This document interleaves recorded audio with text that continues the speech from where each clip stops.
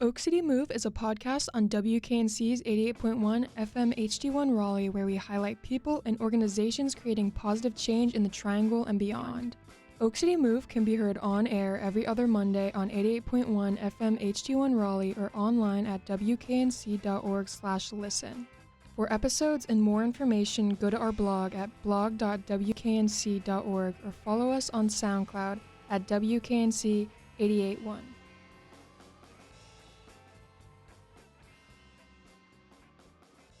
Hello, WKNC 88.1 Raleigh. The song you just heard was Sweaty Linen by Surf Ninja 3, and I'm Sophia Magnanini, your host, and this is Oak City Move. Today's episode, we have another interview by our great content creator, Brayton Hill, where she's interviewing Adriana Brassart, head of public diplomacy and press at the delegation of the European Union. So yeah, it's really exciting. Let's get right into it. I'll pass it on to Brayton.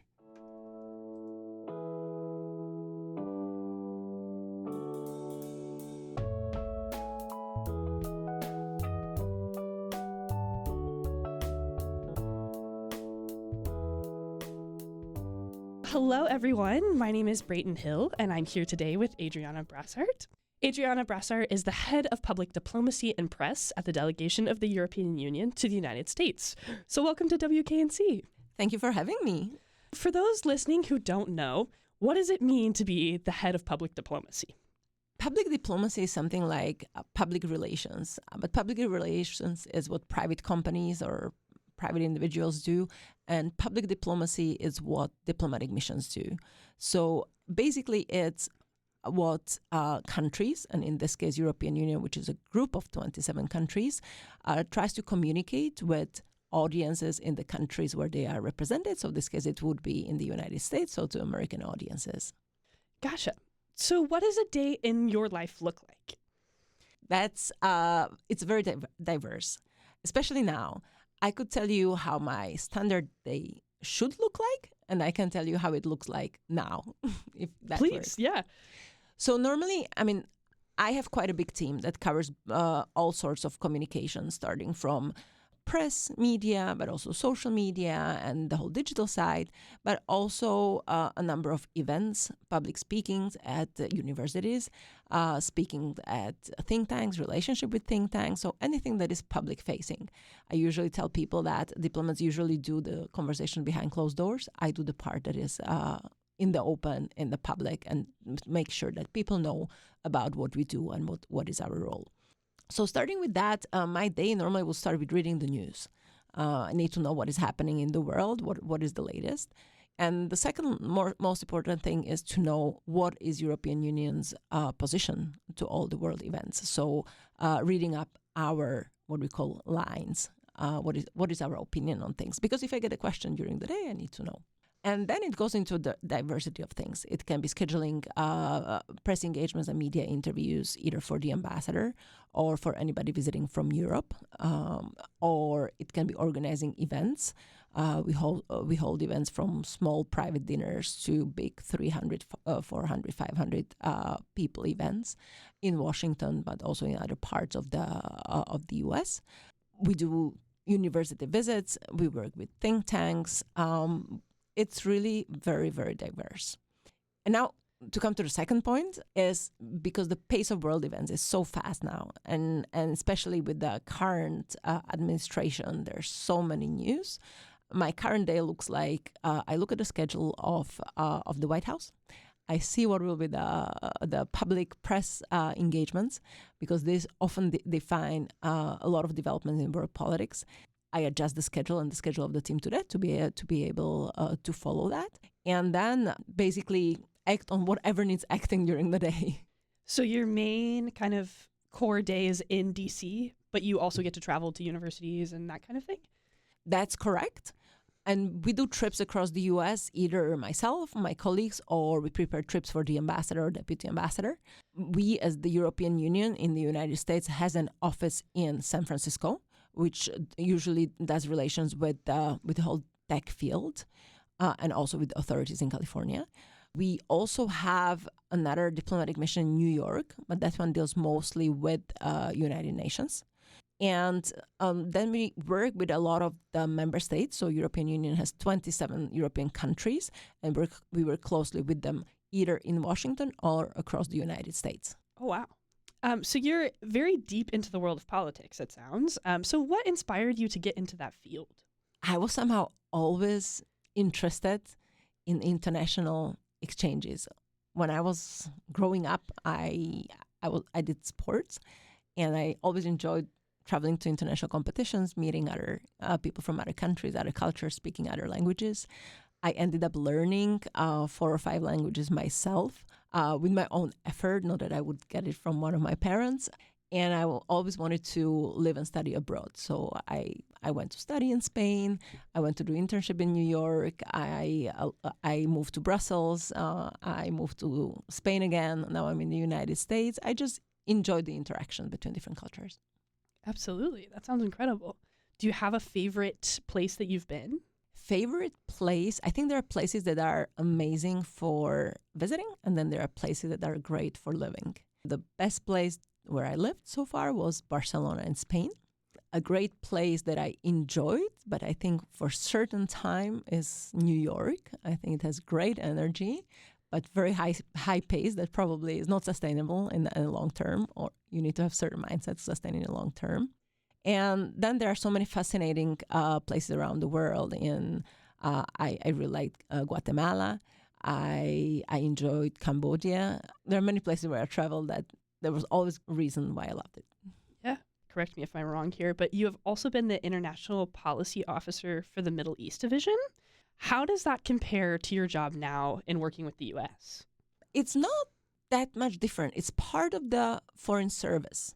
But a foreign service has a diplomatic corps, a group of diplomats in the headquarters, and then it works closely with the network of embassies around the world. When I was dealing with Middle East, I was in the headquarters and working closely with our diplomatic missions in either Lebanon or Syria or Egypt. Now I'm in a diplomatic mission as the United States, and I'm communicating regularly with headquarters. So it's, in a way, it's reverse role. The role of the headquarters is to define the foreign policy, while the role of the diplomatic missions of embassies is to be in the country, observe what's happening in the country, report back to the headquarters to inform the policymaking, or be the messenger of policy that is decided in headquarters in the country where they are. So now, basically, I mean, within that twin role, I'm on the other side of the table. I'm reporting back to Brussels what we experience in the U.S. And in the U.S., especially as part of my job, I'm trying to communicate how we see things with Brussels perspective to make sure that American people know what is the view, what is the opinion of Europe on a number of subjects. So why should college students care what's going on in the European Union? There are millions of reasons for that. Europe and the United States are interlinked and intertwined on so many levels. And I think it's a relationship that is often taken for granted. And the importance of it, we realize when it is somehow disrupted. And I think over the past years, we went through major disruptions, either in our trade flows or some of our foreign policy views and opinions and ways of doing things, which resulted in companies that invest in the U.S. not being able to create more jobs as they were planning.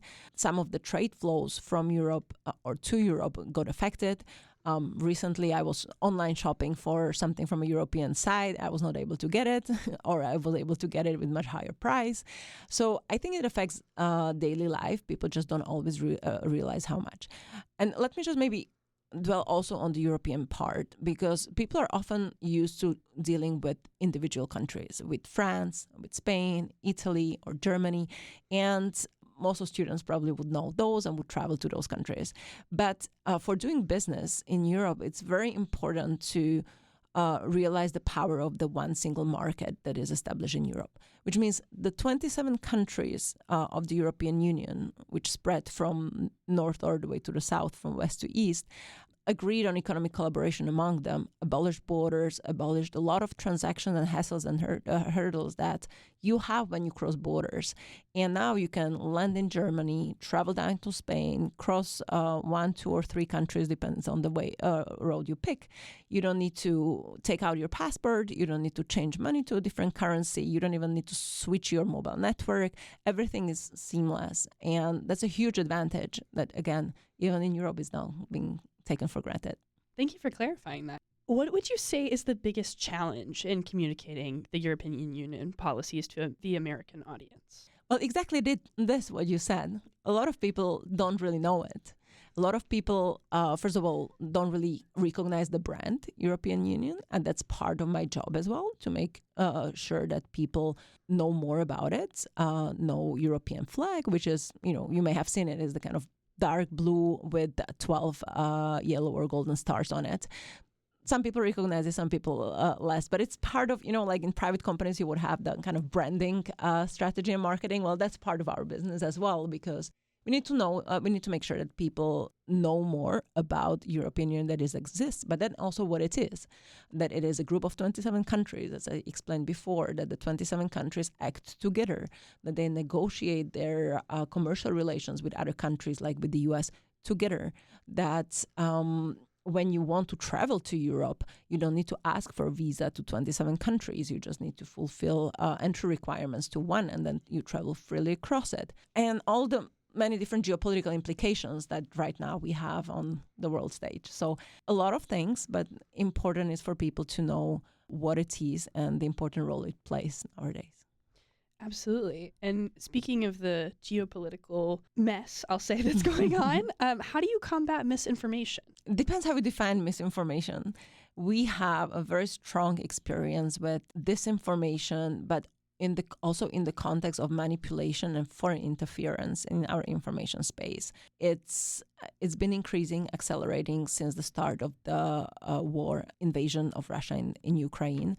We have in Europe what we call what's happening a hybrid war, when we have targeted attacks on our not only physical infrastructure, but the societal, not infrastructure, but the society and the divisions within society. And manipulating information flows is an important part of it. And we invest a lot in observing, detecting the behaviors, exposing it.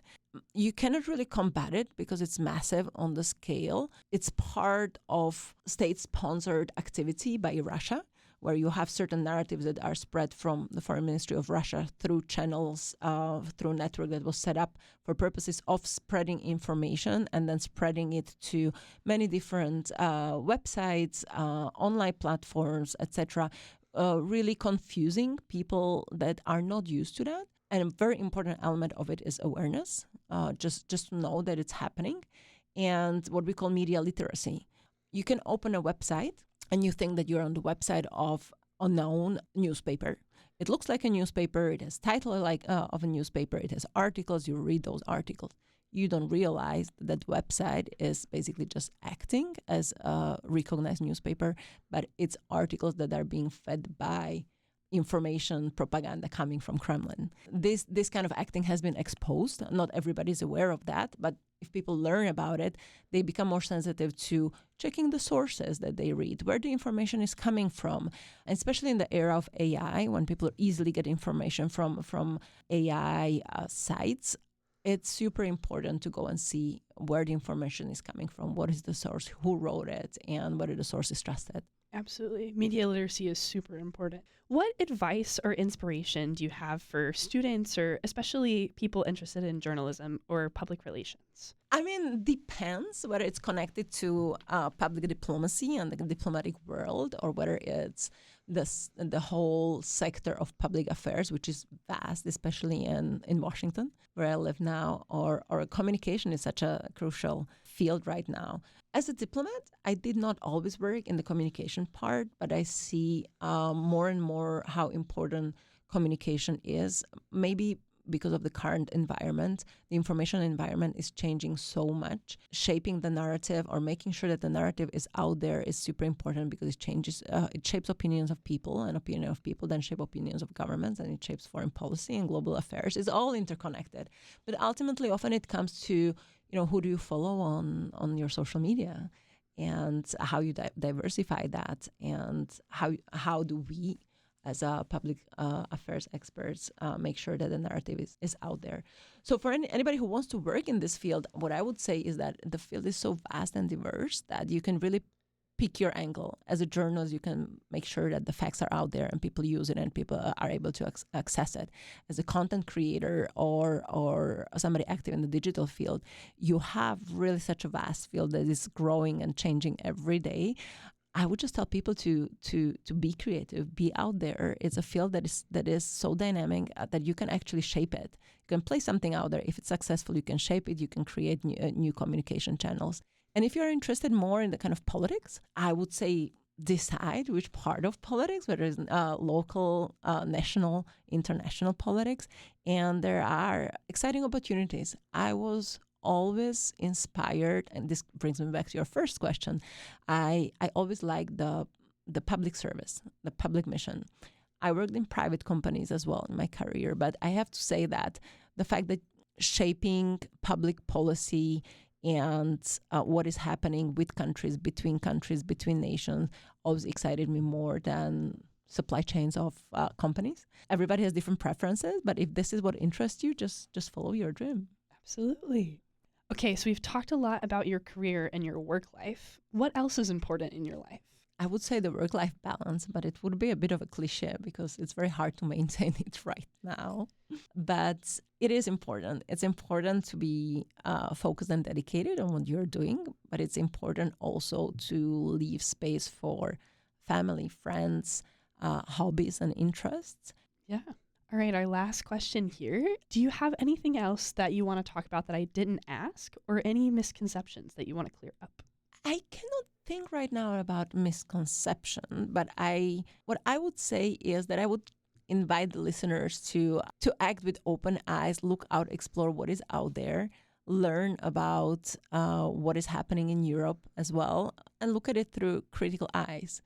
Because when I look at the different communication channels, we are often fed certain opinions limited to certain topics.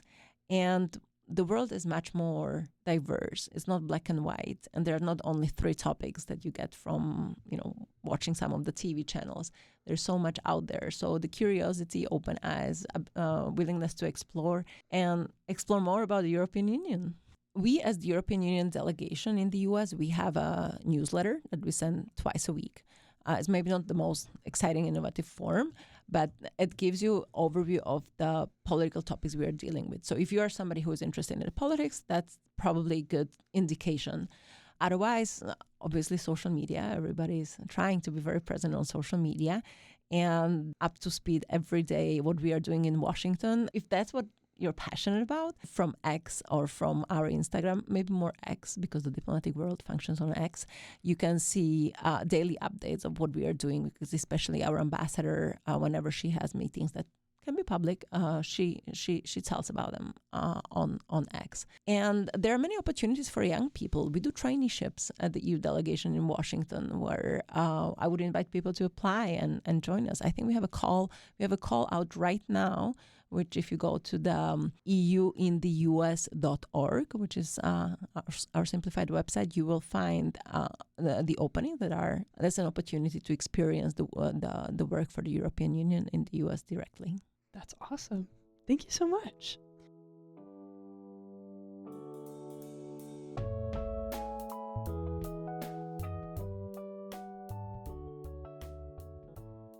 The Brayton interrogation. So it's a list of questions that I ask to get to know you rather than what you do. Okay. What's in the best sandwich? Avocado. Ooh, good answer. What is one little thing that could ruin your day? Bad weather. I agree. What's the best compliment you've ever received? I don't know. That's a tough one.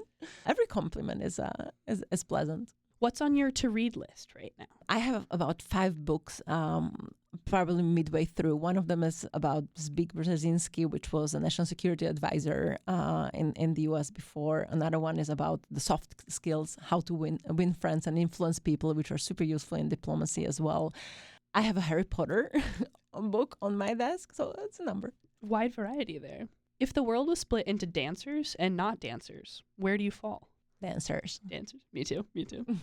Do you have a no-skip album? And if so, what is it? I don't. I just put on playlists and get the mood. Rock with the playlist. Absolutely. All right. And last question here. Describe the rest of your life in 5 words. Ideal, somewhere where the sun is shining, where the beach is not too far, and I can wear flip-flops the whole day. That's fantastic. Well, this has been Brayton Hill and Adriana Brassart. Thank you so much. Thank you.